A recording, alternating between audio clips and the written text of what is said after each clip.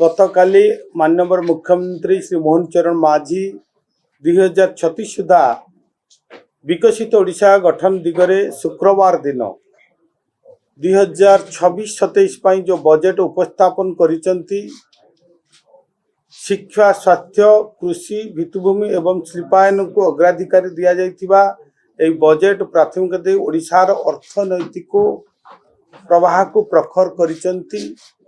ए जो बजेट रे 3,10,000 कोटी टंकार व्यय बराद करा जाइछि, जहा कि एक बृहत बजेट एवं ओडिशार जनसाधारणकर हित पाई लोक ओडिशार लोक मानकर मंगल पाई एक जुगान्तकारी बजेट। तेणु मु आकु स्वागत करुची एवं अंतरर हृदयरू आमर माननीय मुख्यमंत्री श्री मोहन चरण माझी को मु कृतज्ञता ज्ञापन करुची। बंधुगण, जेतु एथिरे विशेष करी 6टी स्तंभ उपरे आमे गुरुत्व दिया जाइछि। ए बजेट रे साधारण लोकंकर प्रगति और स्वाभिमान को अग्राधिकार दिया जाइछि एवं नागरिकर प्रथमला नागरिक मानकर प्राथमिकता ग्रामणी सशक्तिकरण एवं समस्तंकर समृद्धि एवं आम परंपरा आम स्वाभिमान उन्नति पथ प्रदर्शनकारी प्रजुक्ति एवं लोककेन्द्रिक शासन एभली भाव शिक्षा स्वास्थ्य गमनागमन पर्यटन एवं विशेषकर मोर जो विभाग अच्छी मत्स्य एवं पशुपालन एवं आपणकर एमएसएमई आकु मध्य माननीय मुख्यमंत्री गुरुत्व देइचंती। स्वतंत्र भाव रे ए दुईटी विभाग को प्राधान्य देइथिबारु पुणी थरे मु तांको कृतज्ञता ज्ञापन करुछि। आपण माने जानिथिबे गतकाली जो चलित बजेट रे मत्स्य प्राणी संपद विभाग को 2019 कोटी टंकार आवंटन देइचंती बा होइछि।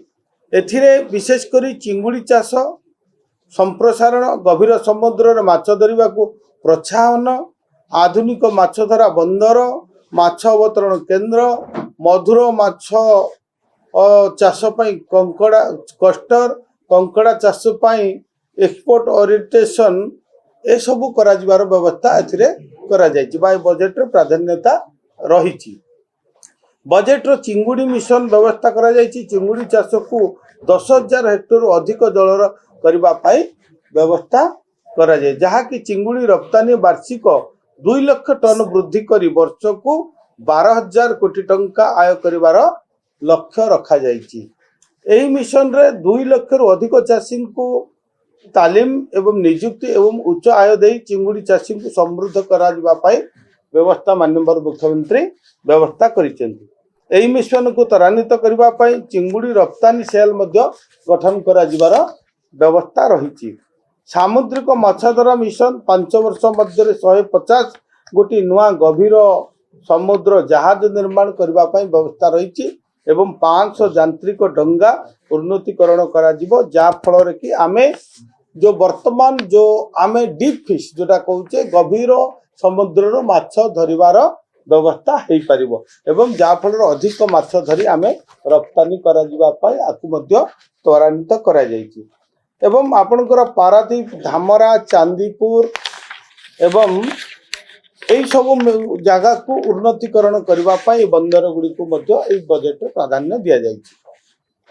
एवं जे देखिबा एथरे मुख्यमंत्री मत्स्यजीवी कल्याण योजना अधीन रे 201 कोटी टंकार आवंटन व्यवस्था रही एवं एथिरे महिला एसएचजी ग्रुप मानक प्राधान्य मध्य दि जाइछि।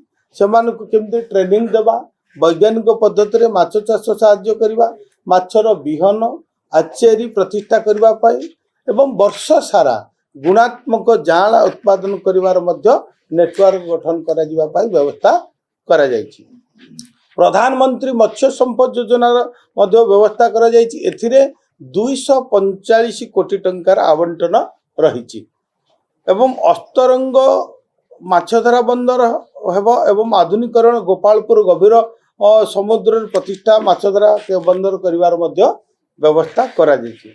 एही बजेट रो उन्नत किस्मर यांत्रिक कुकुड़ा फार्म प्राणी संपद केन्द्र प्राणी चिकित्सा केन्द्र पॉलीक्लिनिक टीका उत्पादन दुग्ध उत्पादन एवं मांस प्रक्रियाकरण को मध्य त्वरान्वित करबा पई व्यवस्था करा जायछि।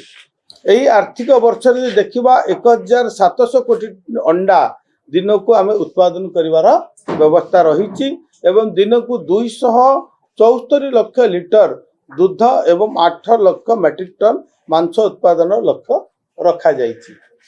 एतद्वारा ग्रामणी अर्थनैतिक समृद्धि हबो एवं पुष्टि निरापत्ता मध्य माइल खुंट आमे स्थापन करि परिबा लोक माननको पुष्टिकर खाद्य मध्य आमे जोगैबारे सक्षम हबो। मुख्यमंत्री कामधेनु योजना अधीन रे राज्य रे दुग्ध उत्पादन को वृद्धि करबा पई 159 कोटी टंकार व्यवहार मध्य व्यवस्था यह आर्थिक वर्ष रे करा जायछि। प्राणी संपद विकास पई कृषि कृषक को सशक्त करबा पई कृषक मानक इंटीग्रेटेड फार्मिंग करबा पई माछ चाष कुकुड़ा चाष बतक पालन एवं आपणकर गो पालन एही दिगर मध्य प्रोत्साहित करबा पई पाखा पाखी 185 कोटी टंकार व्यवहार रखा जायछि। ठीक सही परी समय आपणकर पशु मानकर जो चिकित्सा पाई पशु मानक सेवा जत्न देवा पई गोमाता योजना रे 57 कोटी टंकार व्यय मध्य करा जिवार व्यवस्था करा जायछि।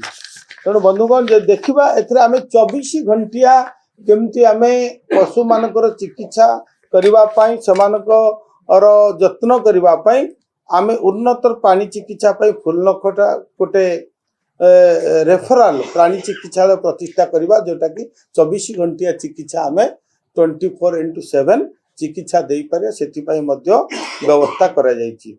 एथिरे 20 टी चिकित्सालय रे 100 आईपीडी एवं 300 ओपीडी प्राणी को चिकित्सा करा जिवार व्यवस्था करा जो फुलनखटा रेफराल प्राणी चिकित्सा केंद्र रे करा जिवार व्यवस्था रही। पिपिलिमा रे प्रतिष्ठा हो पशु चिकित्सा विज्ञान महाविद्यालय आपणकर संबलपुर पिपिलिमा ठारे पशु चिकित्सा महाविद्यालय मध्य करबा पई प्रावधान व्यवस्था करा जी। सोनपुर रे एक मत्स्य विज्ञान विद्यालय महाविद्यालय प्रतिष्ठा करबा पई मध्य व्यवस्था रखा जायछि। सेमपरी असहाय और जराग्रस्त पशु मानकर कल्याण पई मुख्यमंत्री प्राणी कल्याण योजना रे 33 कोटी टंकार व्यवहार मध्य करा जायछि। सेही पर जे देखिबा ए बजेट एमएसएमई विभाग को मध्य आवंटन करबा पई एमएसएमई को सशक्त करबा पई पाखा 762 कोटी टंकार व्यवस्था करा जाय जा फल जो विकसित ओडिशा 2036 लक्ष्य पूरण हम कहीं एमएसएमई हूँ भारतर अर्थनीतिर मेरुदंड। जदि आम देखा जीडीपी 30% हूँ एमएसएमई एवं रप्तानी 45% आम उत्पादन 40% एमएसएमई पर डिपेंड कर।